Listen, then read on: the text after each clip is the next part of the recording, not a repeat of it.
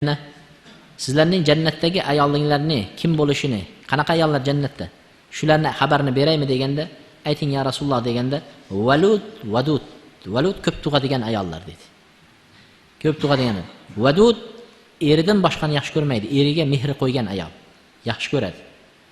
Iza g'azib aw usi'a ilayha, agar unga g'azablansang yo unga bir yomonlikni ko'rsatsang, qalat hadihi yadi fi yadi la aktahil bi ghamd hatta tarda.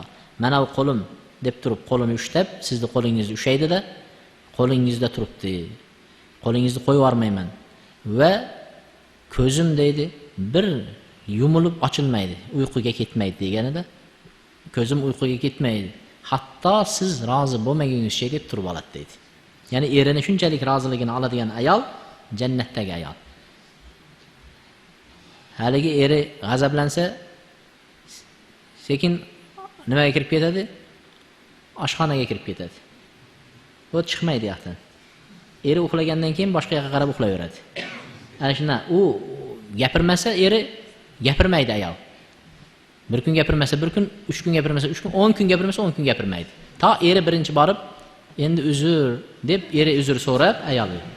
Keyin bir narsalarni hadiya qilib, ko'nglini topgandan keyin gapiradigan ayollar bo'ladi. Bular jannat ayollar emas. Ayol jannat ayoli erining qo'lini ushlab, mana shu qo'lim siz qo'lingizda turibdi. Ko'zimga bir marta uyquga ko'zimni yummayman, kipriq qoqmayman, to siz rozi bo'lmaguningizcha deydigan ayol